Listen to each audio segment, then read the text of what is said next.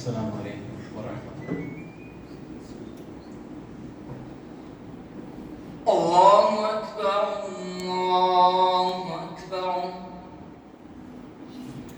الله أكبر الله أكبر الله أكبر أشهد أن لا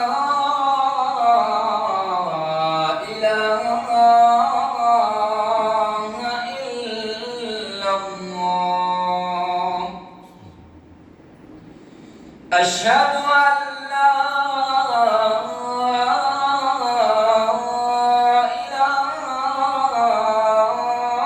إله إلا الله أشهد أن محمدا رسول الله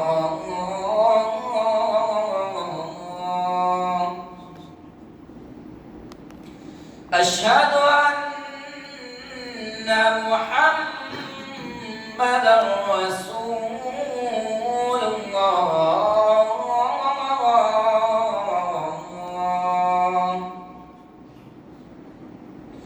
حي على الصلاة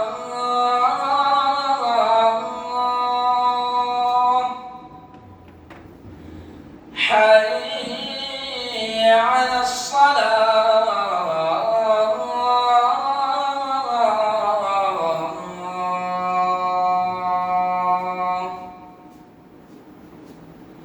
حي على الفلاح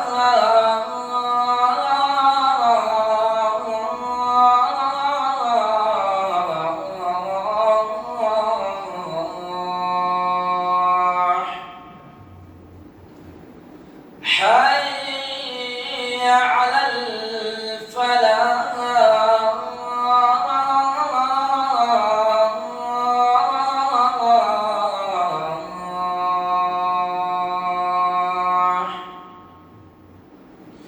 الله أكبر الله أكبر لا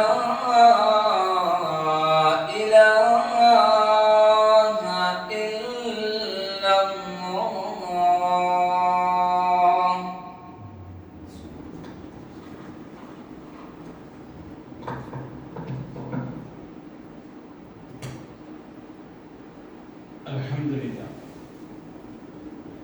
نحمده ونستعينه ونستغفره ونستهديه ونؤمن به ونتوكل عليه ونعوذ بالله من شرور أنفسنا ومن سيئات أعمالنا من يهده الله فلا مضل له ومن يضلل فلا هادي له ونشهد أن لا إله إلا الله ونشهد أن محمدا عبده ورسوله أرسله بالهدى ودين الحق ليظهره على الدين كله ولو كره المشركون اللهم صل على محمد وعلى آل محمد كما صليت على إبراهيم وعلى آل إبراهيم إنك حميد مجيد اللهم بارك على محمد وعلى آل محمد كما باركت على إبراهيم وعلى آل إبراهيم إنك حميد مجيد أما بعد فإن خير الكلام كلام الله وخير السنن سنن محمد صلى الله عليه وسلم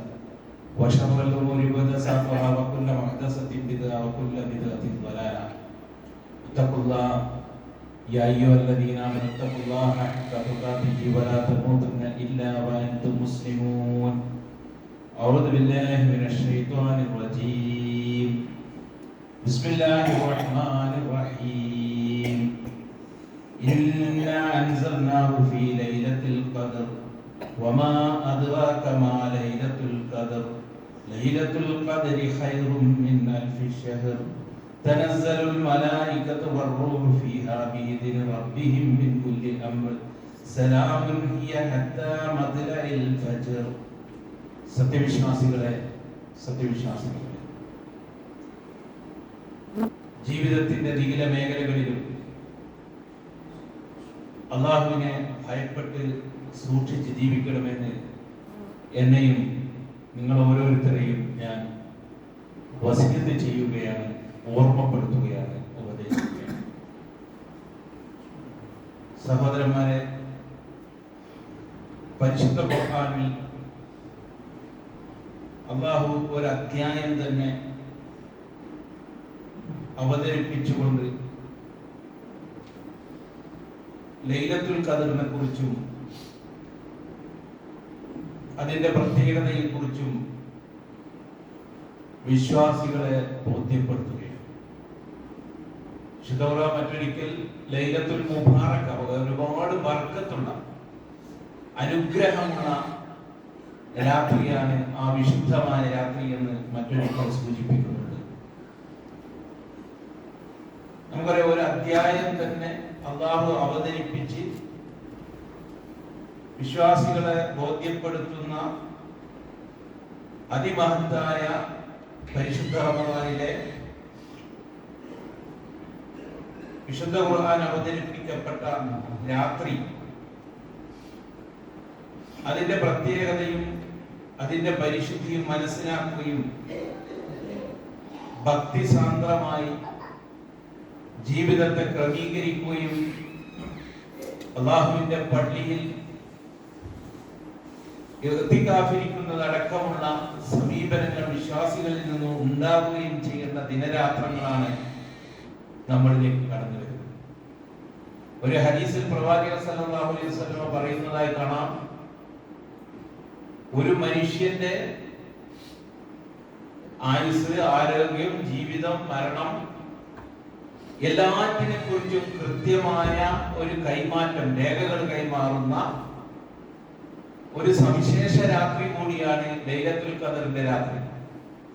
അവന്റെ ആഹാരം, അവന്റെ റിസ്ക്, അവന്റെ മരണം, എല്ലാറ്റിനെയും കൃത്യമായ ഒരു നമ്മളെ പറ്റിയുള്ള ഒരു ചിത്രം മലക്കുകളെ ഏൽപ്പിക്കുന്ന ദിവസം കൂടിയാണ്, രാത്രി കൂടിയാണ് ഈ മഹത്തായ രാത്രി എന്ന് മുഹമ്മദ് റസൂലുള്ളാഹി സ്വല്ലല്ലാഹു അലൈഹി വസല്ലം നമ്മളെ പഠിപ്പിക്കുന്നു.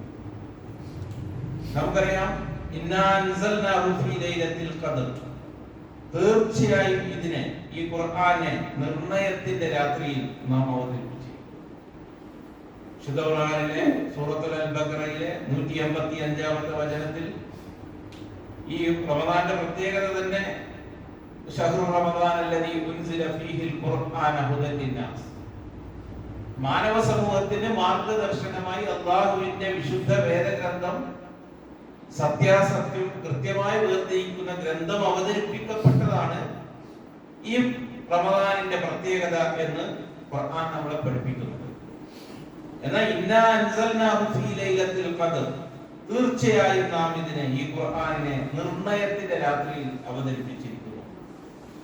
എന്നിട്ട് വിശുദ്ധ ഖുർആൻ ചോദിക്കുകയാണ്, വമാ അദ്റാക മാ ലൈലത്തുൽ ഖദർ, ഈ ലൈലത്തുൽ ഖദറിന്റെ നിർണയത്തിന്റെ രാത്രിയെ കുറിച്ച് നിനക്ക് എന്തറിയാം? ഖദറിന്റെ രാത്രിയെ കുറിച്ച് നിനക്കറിയാമോ? ശുദ്ധ ഖുർആൻ വളരെ കൃത്യമായി ലൈലത്തുൽ ഖദരി ഖൈറും മിൻ അൽഫി ശഹർ, നിർണയത്തിന്റെ രാത്രി 1000 മാസങ്ങളെക്കാൾ ഉത്തമമാകുന്നു.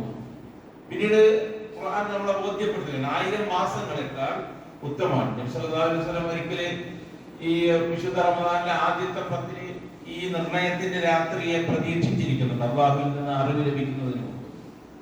അപ്പൊ അങ്ങനെ രണ്ടാമത്തെ 10 വന്നു.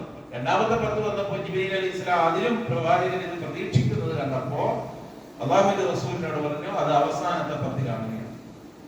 അവസാനത്തെ 10-ലാണ് താങ്കൾ ഉദ്ദേശിക്കുന്ന, താങ്കൾ കാത്തിരിക്കുന്ന ആ മഹത്തായ രാത്രി എന്ന് അല്ലാഹുവിന്റെ തിരുദൂതരെ ബോധ്യപ്പെടുത്തുന്നതായി നമുക്കറിയാൻ കഴിയും.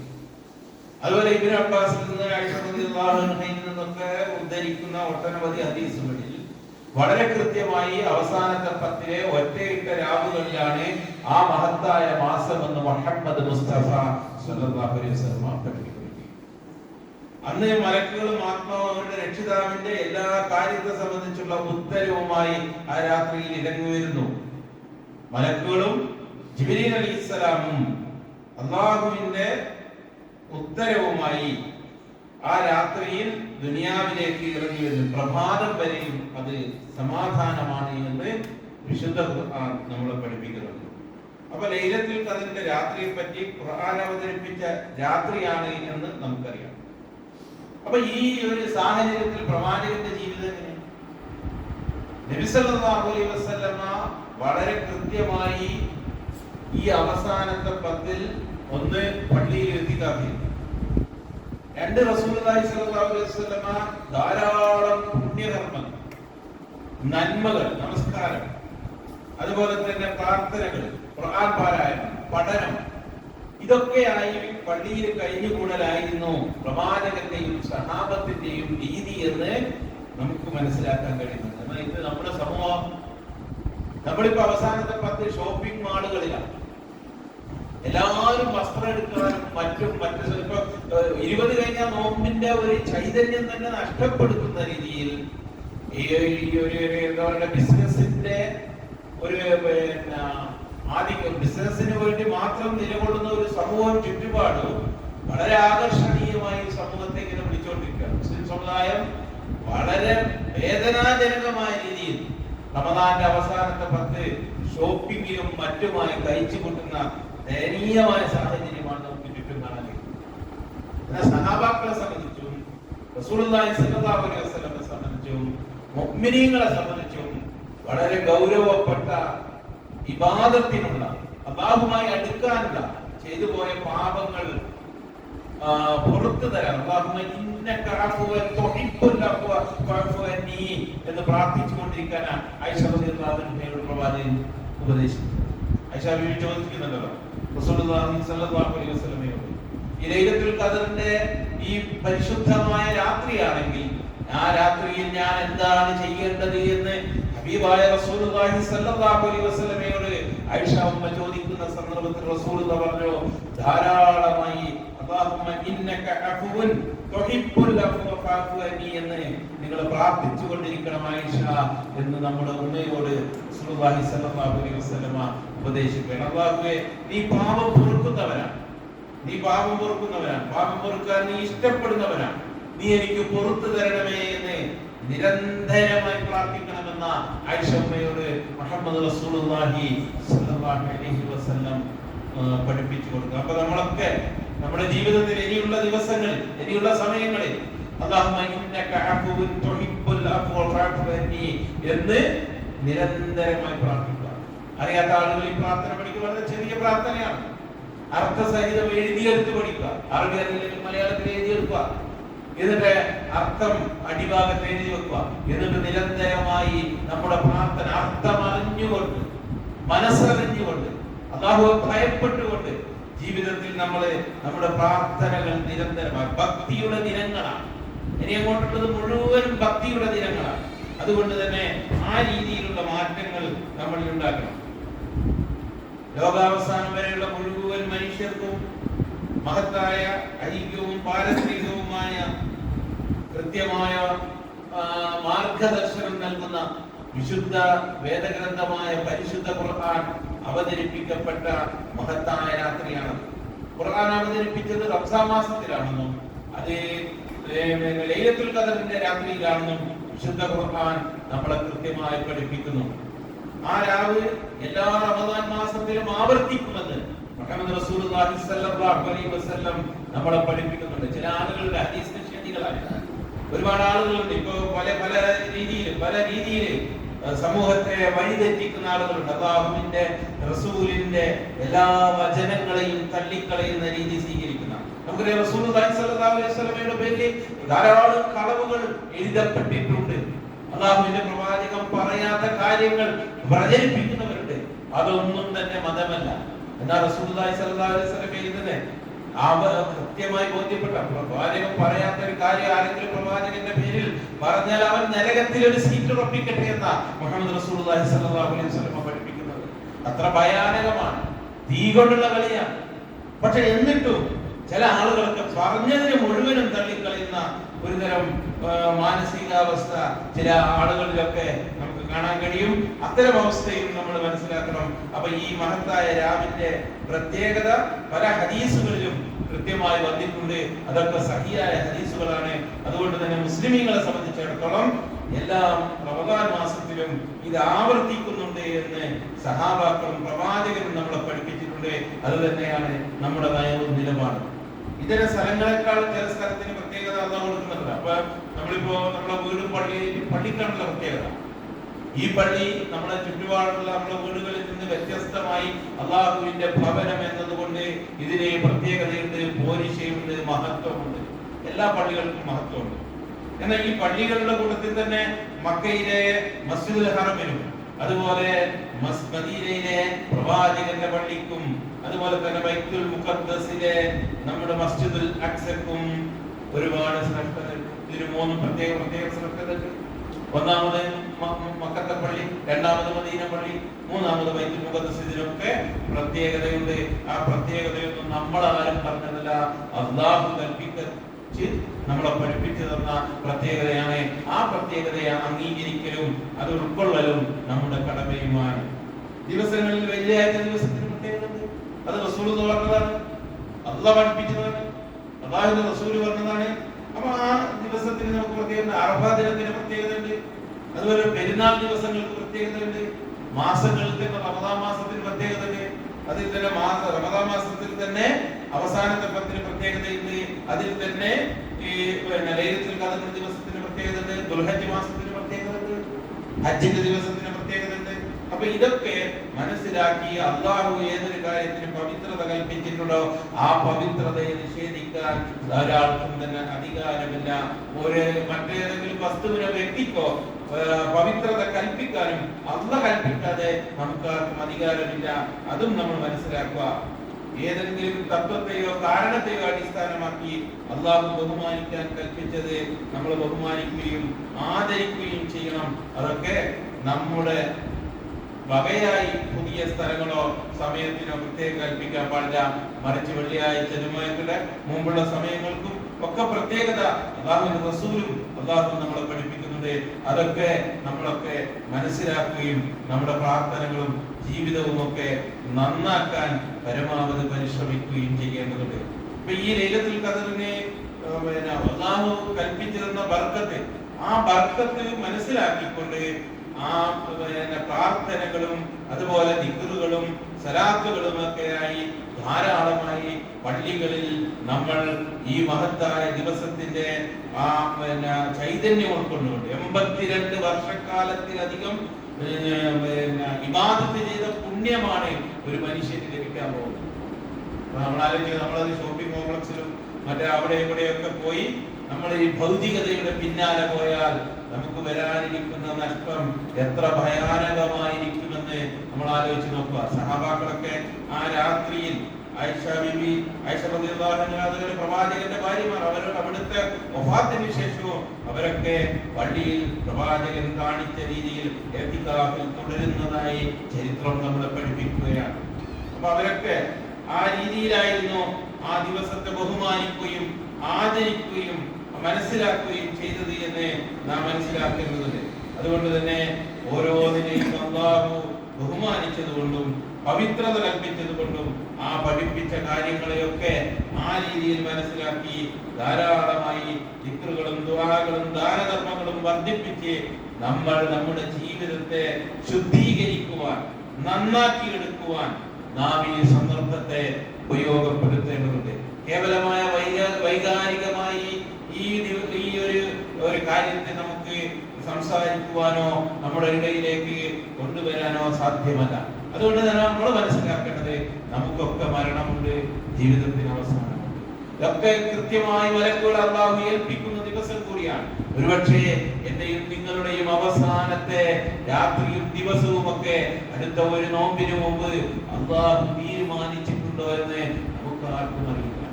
അതുകൊണ്ട് ഇനിയൊരു റമദാൻ നമുക്ക് ലഭിക്കുമോ, ഇനിയൊരു സൗകര്യം നമുക്ക് ലഭിക്കുമോ, ഒന്നും പറയാൻ കഴിയില്ല. ഏത് പ്രായക്കാരനും ഏത് സമയത്തും ഈ ദുനിയാവിൽ നിന്ന് യാത്ര പോകുമെന്ന് ഓരോ സംഭവവികാസങ്ങളും നമ്മളെ ബോധ്യപ്പെടുത്തുന്നുണ്ട്. അപ്പൊ അതുകൊണ്ട് തന്നെ പ്രാർത്ഥനകൾ ജീവിതത്തിൽ ചെയ്തു പോയ ഒരുപാട് തെറ്റുകൾ ഞാനും നിങ്ങളും ചെയ്തു പോയിട്ടുണ്ട്. നമ്മൾ മനുഷ്യരാണ്, സ്വാഭാവികമാണ്. തെറ്റുകുറ്റങ്ങൾ നമ്മൾ പ്രവാചകന്മാരാണ്. പക്ഷേ നമുക്ക് തിരിച്ചു വരാൻ, നമുക്ക് നന്നാവാൻ, നമുക്ക് അല്ലാഹുവിനെ മനസ്സിലാക്കാൻ, അല്ലാഹു നമുക്ക് നാം വിളിക്കുന്ന ആ വിളി കേൾക്കാൻ തയ്യാറായി നിൽക്കുന്ന, പാപങ്ങൾ പുറത്തു തരാൻ തയ്യാറായി നിൽക്കുന്ന അത്ഭുതകരമായ നിമിഷങ്ങളാണ് നമ്മുടെ മുന്നിലുള്ളത്. അതുകൊണ്ട് എല്ലാ ദിവസവും വരുന്ന എല്ലാ ദിനരാത്രങ്ങളിലും നല്ല രീതിയിൽ ഈ റമദാനിന്റെ പവിത്രത ഉൾക്കൊണ്ടുകൊണ്ട് ലൈലത്തുൽ ഖദറിനെ പ്രതീക്ഷിച്ചുകൊണ്ട് ജീവിതത്തെ നന്നാക്കുക. വിശുദ്ധ ഖുർആൻ പാരായണം ജീവിതത്തിൽ ധാരാളമായി വർദ്ധിപ്പിക്കുക എന്നുള്ളത് ഇനിയങ്ങോട്ട് നമ്മുടെ കടമയാണ്. നമ്മൾ രണ്ട് 10 കഴിഞ്ഞു, 20 ദിവസം നമ്മളിൽ നിന്ന് പോയി. ഇനി അവസാനിക്കുന്നത് ഏതാനും ദിവസങ്ങൾ മാത്രമാണ്. ഒരുപക്ഷെ 8 or 9 രാവുകളാണ് നമുക്ക് അവശേഷിക്കുന്നത്. ആ 9 രാവുകൾ നമുക്ക് ലഭിക്കുമ്പോൾ ആ 9 ദിവസങ്ങളിൽ പ്രാർത്ഥനകളിൽ മുഴുകാൻ, വിശ്വാസി എന്ന നിലയ്ക്ക് ആ ബാധ്യത നിർവഹിക്കുവാൻ നമ്മൾ ഓരോരുത്തരും തയ്യാറാവണം. അല്ലാഹു അനുഗ്രഹിക്കുമാറാവട്ടെ.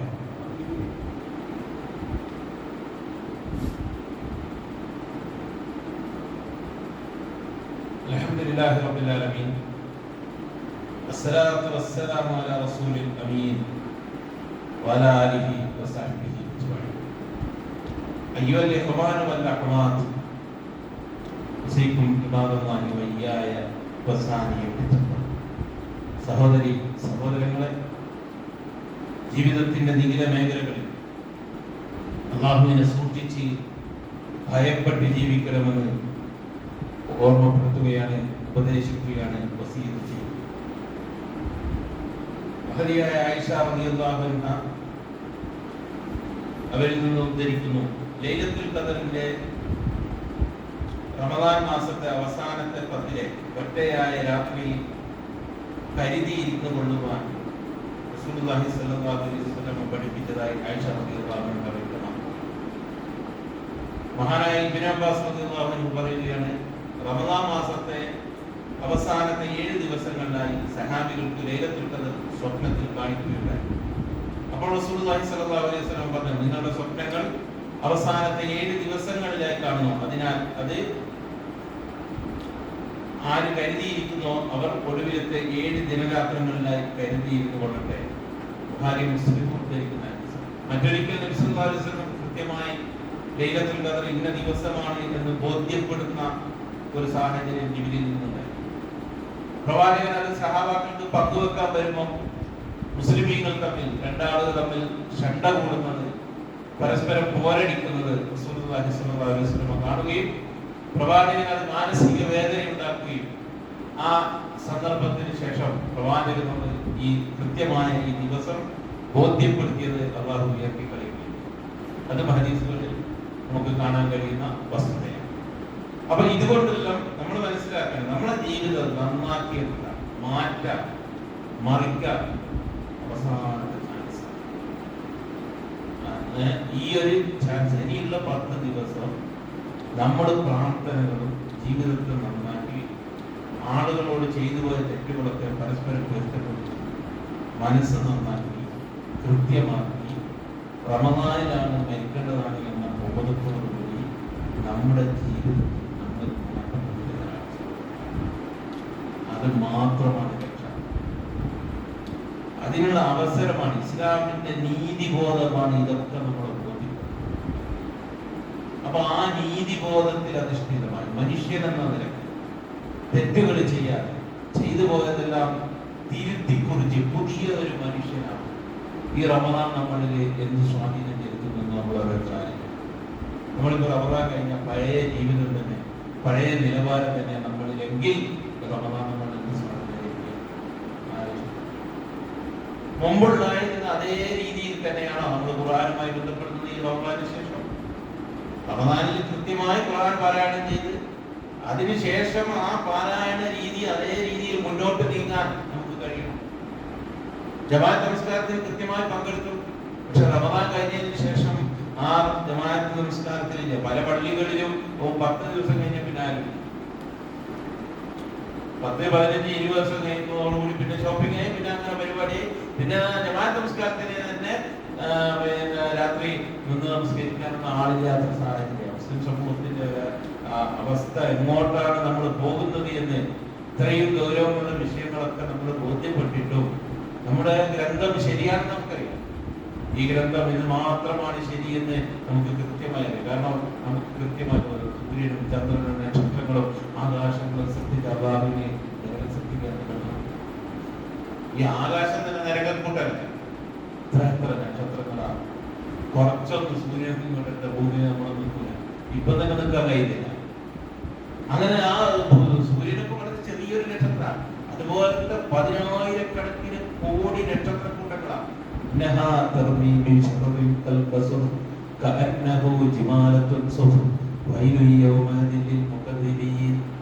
തീർച്ചയായും ആ നരകമുണ്ടല്ലോ 10,000-കണക്കിന് കൂറ്റൻ കെട്ടിടങ്ങൾ ഉയർത്തിയതുപോലുള്ള തീപ്പൊരികൾ ഇങ്ങനെ തെറിപ്പിച്ചു കൊണ്ടിരിക്കുന്നുണ്ട്.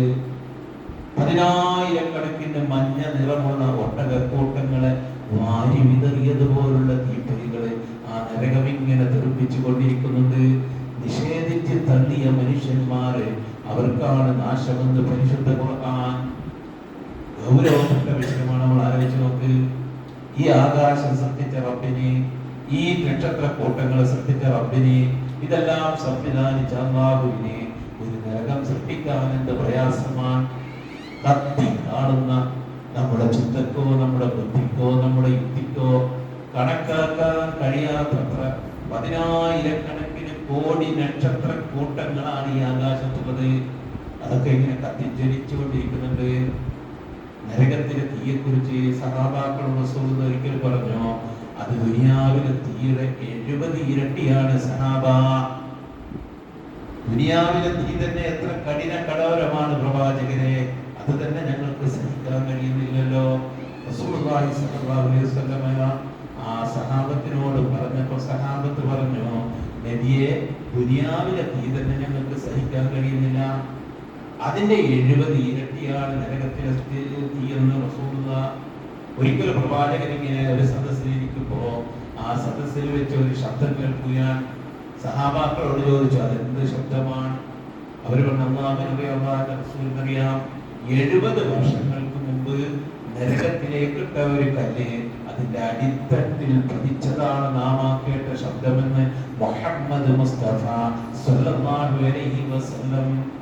നരകം കത്തിക്കാളുന്നുണ്ട്, അതിഭീകരമാണത്. അത് വലിയ പ്രതിസന്ധിയാണ്, പ്രയാസമാണ്.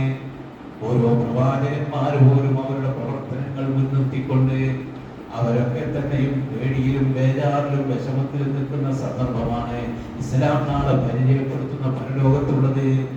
ആദം നബി അലൈഹിസ്സലാം മുതൽ അവസാന പ്രവാചകൻ ഒഴികെയുള്ള മുഴുവൻ പ്രവാചകന്മാരും തങ്ങളുടെ കാര്യത്തിൽ തന്നെ വലിയ ബേജാറിലാണെന്ന് ജനങ്ങളോട് പറയുമ്പോ നമ്മുടെ കാര്യങ്ങൾ ഏറ്റെടുക്കുന്ന മുഹമ്മദ് മുസ്തഫ സ്വല്ലല്ലാഹു അലൈഹി വസല്ലം ഉമ്മത്തിന്റെ കാര്യമാണ് ഏത് സമയത്തും ആ പ്രവാചകന്റെ ചിന്ത. ആ റസൂലാണ് പറഞ്ഞത്, ഞാൻ കണ്ട കാര്യങ്ങളെങ്ങാനും നിങ്ങളും കണ്ടിരുന്നെങ്കിൽ നിങ്ങൾ വളരെ കുറച്ച് മാത്രം ചിരിക്കുകയും ധാരാളമായിരുന്നു കരയുകയും ചെയ്യുമായിരുന്നു എന്ന് മുഹമ്മദ് മുസ്തഫ സ്വല്ലല്ലാഹു അലൈഹി വസല്ലം. കൂരിരുട്ടുള്ള ഒരു രാത്രിയിലെ, ആ കൂരിരുട്ടുള്ള രാത്രിയിലെ ഒരാൾ തീ കത്തിച്ചു കഴിഞ്ഞാൽ അതിലേക്ക് പ്രാണികൾ എങ്ങനെ ഇഴച്ചു വരുന്നുവോ, ആ ഇഴച്ചു വരുന്ന പ്രാണികൾ എവിടത്തേക്കാ വെളിച്ചം കാണുമോ ആ തീയിലേക്കാണ് വരുന്നത്. അവർക്കറിയില്ലല്ലോ അത് തീയാണെന്ന്. അതിനെ തടുത്തു നിർത്തുന്ന ഒരു മനുഷ്യനെ നിങ്ങൾക്ക് സങ്കല്പിച്ചു നോക്കൂ. അങ്ങനെ നിങ്ങൾ സങ്കല്പിച്ചാൽ അങ്ങനെ ചെയ്യുന്ന മനുഷ്യനാണ് ഞാനെന്ന് മുഹമ്മദ് മുസ്തഫ സ്വല്ലല്ലാഹു അലൈഹി വസല്ലം. ദുനിയാവാകുന്ന തീക്കുണ്ടാരത്തിലേക്ക്, നരകത്തിലേക്ക് മനുഷ്യന്മാരിങ്ങനെ പോയിക്കൊണ്ടിരിക്കുക. ഹറാമൊക്കെ വലിച്ചു തിന്ന് എല്ലാ കാര്യങ്ങളിലും അല്ലാഹുവിനെ ഭയപ്പെടാതെ ജീവിക്കുന്ന മനുഷ്യന്മാരെ തടഞ്ഞു നിർത്തുക എന്ന ദൗത്യമാണ് ഞാൻ നിർവഹിക്കുന്നത് എന്ന് മുഹമ്മദ് മുസ്തഫ സ്വല്ലല്ലാഹു അലൈഹി വസല്ലം. റസൂലിന്റെ ജീവിതം തന്നെ നമ്മൾ പരിശോധിച്ചു നോക്ക്, സഹാബാക്കളുടെ ജീവിതം നോക്ക്, അബൂബക്കർ സിദ്ദീഖ് റളിയല്ലാഹു അൻഹുവിന്റെ ജീവിതം നോക്ക്. എത്ര വലിയ സമ്പന്നനാണ്, എത്ര സാമ്പത്തികം ഉണ്ടായിരുന്നു, എല്ലാം അല്ലാഹുവിന്റെ മാർഗത്തിൽ ചെലവഴിച്ച് അവസാനം ഖിലാഫത്ത് ഏറ്റെടുത്തപ്പോ ഇസ്ലാമിക സമൂഹത്തിന്റെ നേതാവായി അബൂബക്കർ മാറിയപ്പോ അബൂബക്കറിന് ജീവിക്കണ്ടേ? കുറച്ച് തുണിക്കഷ്ണങ്ങൾ തലയിൽ വെച്ചിട്ട് അത് വിൽക്കാനങ്ങാടിയിലൂടെ പോകുമ്പോ ഉമറിന്റെ ബലിഷ്ഠമായ കരങ്ങൾ കൊണ്ട് മറന്നുവാങ്ങ് തടഞ്ഞു വെക്കുകയാണ്. ചോദിച്ചു, നിങ്ങൾ എങ്ങോട്ടാ? എനിക്ക് എന്റെ ജീവിത മാർഗം കണ്ടെത്തുന്നതിന് വേണ്ടി ഞാൻ ചെറിയൊരു കച്ചവടവുമായി ഇറങ്ങിയതാ. പറഞ്ഞു, നിങ്ങൾ ഈ കച്ചവടത്തിന് പോണ്ട. വയസ്സനായ വാർദ്ധക്യത്തിലെത്തി നിൽക്കുന്ന അബൂബക്കർ സിദ്ദീഖ് ഏതാനും തുണികൾ തലയിൽ കെട്ടി കൊണ്ടുപോയി വെക്കുമ്പോ ഉമർ തടഞ്ഞു നിർത്തിയിട്ട് പറഞ്ഞു, നിങ്ങൾ അന്നന്ന് ജീവിക്കാൻ ബൈത്തുമാലിന് പൈസ എടുത്താൽ മതി. അബൂബക്കർ സിദ്ദീഖ് പറഞ്ഞു, ഞാനത് അംഗീകരിക്കില്ല. അവസാനം വൈകുന്നേരം സഹാബാക്കൾ വന്ന് ഇജ്മാവിന്റെ അടിസ്ഥാനത്തിൽ അവർ യോഗം ചേർത്തിട്ട് പറഞ്ഞു, അബൂബക്കർ അന്നന്ന് ജീവിക്കാൻ നിങ്ങൾക്ക് ഇവിടുന്ന് പൈസ എടുക്കാം. അങ്ങനെയാണ് അബൂബക്കർ റളിയല്ലാഹു പണിക്ക് പോകുന്ന നിർത്തിയത്. ഇസ്ലാമിക സമൂഹത്തിന്റെ ആദ്യകാലത്ത് അവരൊക്കെ ഭയപ്പെട്ടത് എന്തിനാ? അവരുടെ സമ്പാദ്യങ്ങൾ മുഴുവനും കൊടുത്തത് എന്തിനാ? നരകത്തിൽ നിന്ന് രക്ഷപ്പെടാൻ, അള്ളാഹുവിന്റെ മാർഗത്തിൽ സമർപ്പിക്കാൻ, ജീവിതം സമർപ്പിച്ച അവർക്കൊക്കെ അത്രമാത്രമേ നമുക്ക് ഉറപ്പുമാണ് നമ്മുടെ മനസ്സിൽ നരകമുണ്ട്. നമ്മുടെ വീട്ടിലേക്ക് പോയാൽ നമ്മുടെ ഉമ്മാളെ കാത്തിരുന്ന് നമുക്ക് ഉറപ്പുണ്ട്, നമ്മുടെ വീട് നമുക്ക് ഉറപ്പുണ്ട്.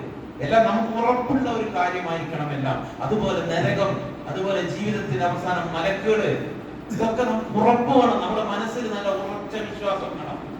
എന്നിട്ട് നമ്മൾ മാറ്റിപ്പണിയണം സഹോദരങ്ങളെ. ജീവിതത്തെ മാറ്റിപ്പണിയണം. അത്ഭുതകരമായ അവസരങ്ങളാണ്. ഒരിക്കലും ഇനി നമുക്ക് ഈ അവസരങ്ങളൊന്നും ലഭിക്കില്ല. അടുത്ത റമദാനിൽ നമ്മൾ ആരിലുണ്ടാവും ഒന്നും പറയാൻ കഴിയില്ല. അപ്പൊ ഇനി വരാനിരിക്കുന്ന 10 ദിവസം 20 ദിവസം നമ്മൾ ഇന്ന് നഷ്ടപ്പെട്ടു പോയി. ഇനിയുള്ളത് 20 ദിവസം 10 ദിവസമാണ്. ആ 10 ദിവസത്തിൽ 9 ദിവസമേ ഒരുപക്ഷെ നമുക്ക് ലഭിക്കുകയുള്ളൂ. ആ 9 ദിവസമാണെങ്കിൽ 9 ദിവസം, ആ 9 ദിവസത്തെ അള്ളാഹുവിന്റെ മാർഗത്തിൽ സമർപ്പിക്കാം. നമുക്ക് വേണ്ടി നമ്മുടെ പ്രശ്നങ്ങൾ, നമ്മുടെ പ്രയാസങ്ങൾ റബ്ബിനോട് ഏറ്റുപറഞ്ഞ് ജീവിതത്തെ ഒന്ന് മാറ്റി ഒരു നല്ല മുസ്ലിം ആവാൻ നമ്മൾ പരിശ്രമിക്കേണ്ടതുണ്ട്. അള്ളാഹു അനുഗ്രഹിക്കുമാറാവട്ടെ. സഹോദരന്മാരെ, കാര്യം സൂചിപ്പിക്കാനുണ്ട്. ഇവിടെ ഈ കൊളച്ചേരി പള്ളിപ്പറമ്പ് പ്രദേശത്ത് ജീവകാരുണ്യ മേഖലയിൽ നിശബ്ദ സേവനം നടത്തി വരുന്ന ജയ്ഹിന്ദ് ചാരിറ്റി കൊളച്ചേരി യൂണിറ്റ് അവരെ രോഗികൾക്ക് ആവശ്യമായ സഹായങ്ങൾ നൽകുന്നുണ്ട്, സൗകര്യങ്ങൾ നൽകുന്നുണ്ട്, പാവപ്പെട്ടവരെ സഹായിക്കുന്നുണ്ട്. അപ്പോൾ ഈ ജയ്ഹിന്ദ് ചാരിറ്റി ട്രസ്റ്റിന്റെ ഒരു കളക്ഷൻ അതിൽ സഹകരിക്കണം. പിന്നെ മറ്റ് ഇഷ്ടപ്പെടുന്ന യഥാർത്ഥ മുസ്ലിമീങ്ങൾ ആത്മാർത്ഥമായി നാസയിലെ ഉമ്മമാർക്ക്, നമ്മുടെ പെമ്മമാർക്ക്, കുഞ്ഞുങ്ങൾക്ക് വേണ്ടി പ്രാർത്ഥിക്കുന്ന ദയനീയമായ ഒരു അവസ്ഥയാണ് നമ്മുടെ ഉമ്മമാർ. 1948 മുതൽ നിരന്തരമായി കൊണ്ടുകൊണ്ടിരിക്കുകയാണ്. ഹമാസ് അതിന് കാരണമെന്ന് മാത്രമല്ല, ഹമാസ് ഉള്ളപ്പോഴും ഹമാസ് ഇല്ലാത്തപ്പോഴും നിരന്തരമായ ബോംബിങ്ങിലൂടെ, ക്രൂരമായ ആക്രമണത്തിലൂടെ വേട്ടയാടപ്പെടുന്ന ഒരു ജനവിഭാഗമാണ് ഇസ്രായേൽ വേട്ടയാടുന്ന ജനതയാണ് ഫലസ്തീൻ ജനത. നമ്മുടെ മഹത്തായ പള്ളി അവരെയാണ്. മുസ്ലിമീങ്ങൾ അവർക്ക് അഭയം നൽകുകയായിരുന്നു ചെയ്തത്. ക്രൈസ്തവ യൂറോപ്പൊക്കെ അവരെ തിരസ്കരിച്ചപ്പോൾ ഹോളോകാസ്റ്റ് നടത്തി, ജൂത കൂട്ടക്കൊല നടത്തി ഹിറ്റ്ലറൊക്കെ ജൂതന്മാരെ നിരന്തരം കൊന്നുകളഞ്ഞപ്പോൾ മുസ്ലിങ്ങൾ, പലസ്തീനികൾ അവർക്ക് അഭയം നൽകിയതാണ്. അവർക്ക് ഇന്ന് ഈ ഗതികേട് വന്നത്. ഏതായാലും അവർക്ക് വേണ്ടി പ്രവർത്തിക്കുക. നമ്മുടെ സഹോദരങ്ങൾ, ആ മക്കളെ മയ്യത്തുകൾ നിങ്ങൾ കാണുന്നില്ല. ആ കുട്ടികളുടെ അവസ്ഥ കാണുന്നില്ല. അതുകൊണ്ട് നിറഞ്ഞ മനസ്സോടുകൂടി അല്ലാഹുവേ, ഫലസ്തീനിലെ ഞങ്ങളുടെ പ്രിയപ്പെട്ട സഹോദരി സഹോദരങ്ങൾക്ക് നീ മോചനം നൽകി അനുഗ്രഹിക്കണേ നാഥാ. അവരുടെ തെറ്റുകുറ്റങ്ങൾ കൊടുത്തു കൊടുത്ത് സ്വർഗം നീ അവർക്ക് ഉറപ്പ് നൽകി കൊടുക്കണേ നാഥാ. അവരുടെ കുട്ടികളെ നീ സംരക്ഷിക്കണേ നാഥാ. ഞങ്ങളുടെ ഉമ്മമാരുടെ വേദനകൾ ഞങ്ങൾക്ക് കാണാൻ കഴിയുന്നില്ല. ഞങ്ങളുടെ കുട്ടികളുടെ പ്രയാസം ഞങ്ങൾക്ക് കാണാൻ കഴിയുന്നില്ല. നിങ്ങൾ അവർക്ക് മോചനം നൽകി അനുഗ്രഹിക്കണേ നാഥാ. ഈ റമദാനിൽ ഞങ്ങൾ നിങ്ങളോട് ആവശ്യപ്പെടുന്ന നാഥാ, ഈ സമൂഹത്തെ നീ സഹായിക്കണേ നാഥാ. നീ അല്ലാതെ സഹായിക്കാൻ മറ്റാരില്ല നാഥാ. ശക്തി കൊണ്ട്, കരുത്തുകൊണ്ട് അവരെ വേട്ടയാടുന്നവരെ നീ ഒന്ന് തകർത്ത് തരിപ്പണമാക്കണേ നാഥാ. ബദറിൽ സഹാബാക്കളെ സഹായിച്ചതുപോലെ, പ്രവാചകനെ സഹായിച്ചതുപോലെ മുസ്ലിം ഉമ്മത്തിനെ നീ ഒന്ന് സഹായിക്കണേ നാഥാ. ഗസയിലെ ഞങ്ങളുടെ ഉമ്മമാരെ നീ ഒന്ന് സഹായിക്കണേ നാഥാ. അവരുടെ പ്രയാസത്തിന് നീ അറുതി വരുത്തണേ നാഥാ. നീ ഇഷ്ടപ്പെടുന്നവരുടെ കൂട്ടത്തിൽ നീ ഞങ്ങൾ ഉൾപ്പെടുത്തണേ നാഥാ. ചെയ്തു പോയ എല്ലാ തെറ്റുകളും നീ പുറത്തു തരണേ നാഥാ. നാഥാ, ഞങ്ങളുടെ നോമ്പ് നീ സ്വീകരിക്കണേ നാഥാ. ഞങ്ങളുടെ നമസ്കാരം നീ സ്വീകരിക്കണേ നാഥാ. അല്ലാഹുവേ, ഞങ്ങളുടെ പരിമിതമായ ഈ ബാധ്യതകൾ കഴിഞ്ഞ ദിവസങ്ങളെ നീ സ്വീകരിക്കണേ നാഥ. അതാഹുവേ, നിന്റെ കാരുണ്യം കൊണ്ട് നരകത്തിൽ നിന്ന് ഞങ്ങളെ രക്ഷപ്പെടുത്തണേ നാഥ. നരകത്തിൽ നിന്ന് ഞങ്ങളെ രക്ഷപ്പെടുത്തണേ നാഥ. അല്ലാഹുവേ, നരകത്തിൽ നിന്ന് ഞങ്ങളെ രക്ഷപ്പെടുത്തണേ നാഥ. اللهم اغفر للمؤمنين والمؤمنات والمسلمين والمسلمات والأحياء منهم والأموات إنك مجيب الدعوات يا قاضي الحاجات. اللهم أعز الإسلام والمسلمين وأذل الشرك والمشركين.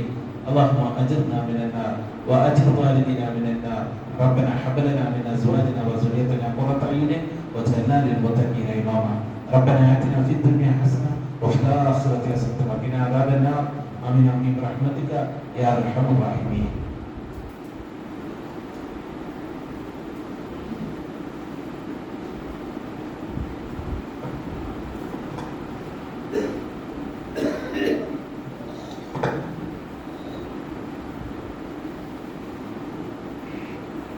الله أكبر الله أكبر أشهد أن لا إله إلا الله أشهد أن محمدا رسول الله حي على الصلاة حي على الفلاح قد قامت الصلاة قد قامت الصلاة الله أكبر الله أكبر لا إله إلا الله.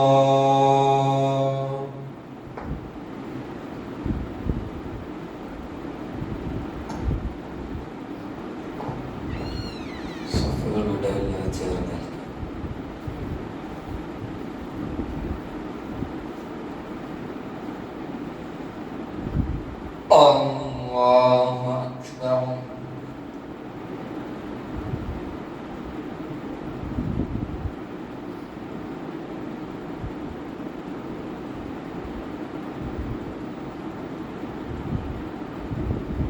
الحمد لله رب العالمين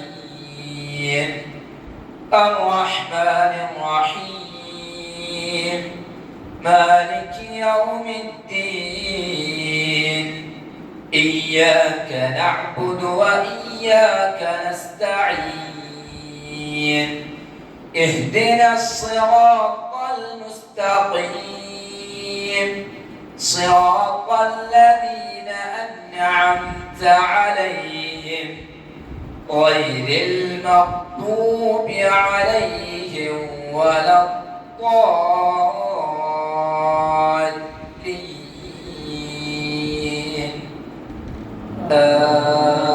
آمين.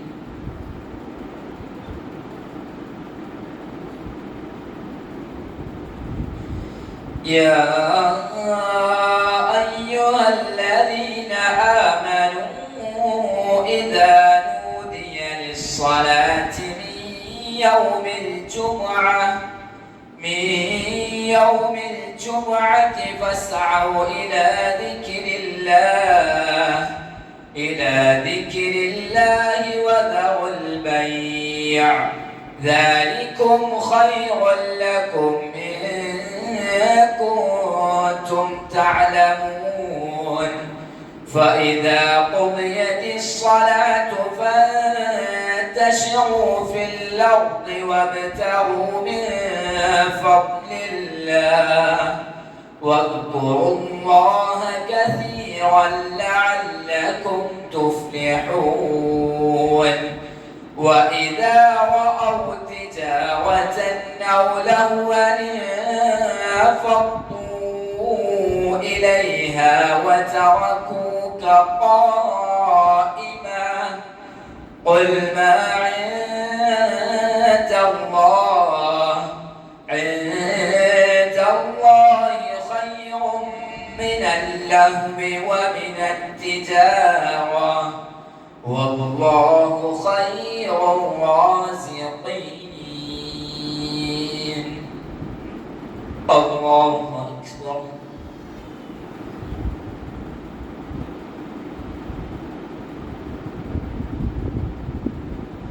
سمع الله لمن حمده.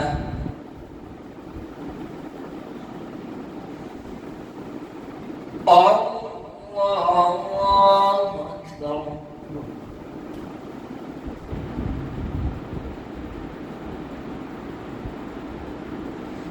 الله أكبر.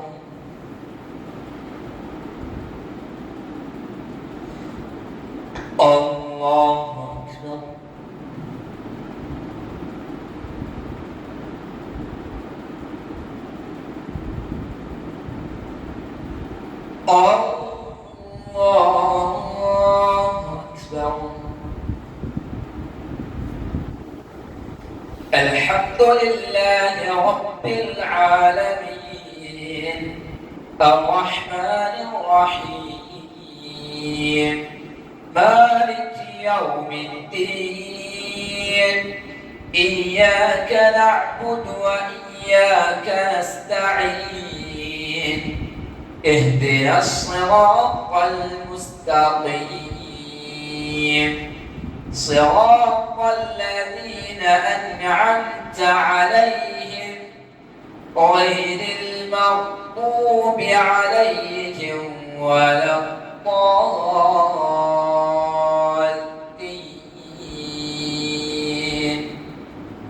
آمين.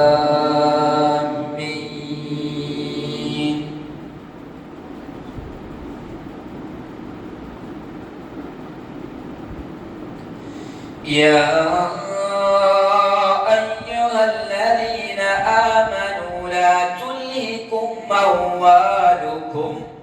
أموالكم ولا أولادكم عن ذكر الله ومن يفعل ذلك فأولئك هم الخاسرون.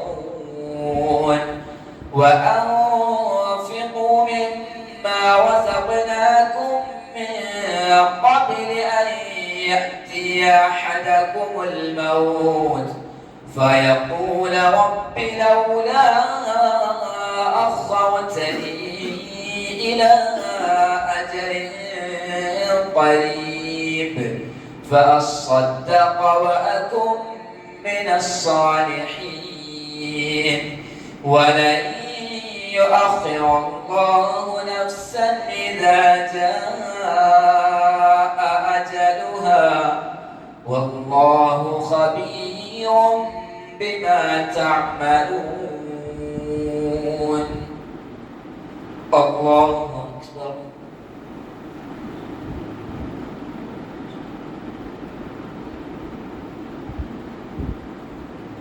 سمع الله لمن حمده.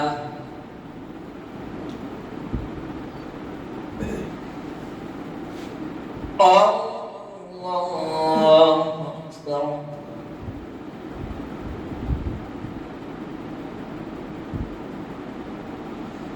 الله أكبر.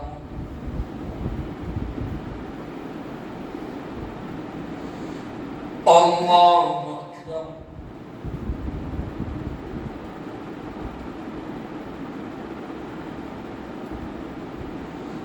الله أكبر.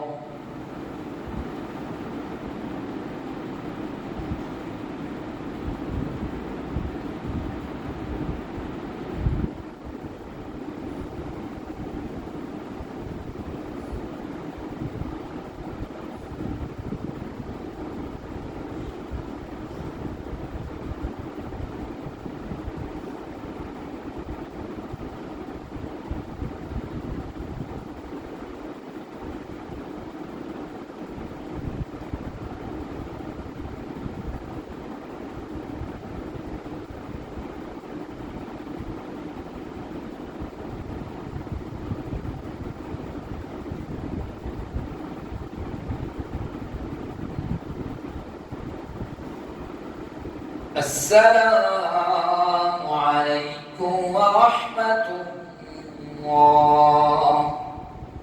السلام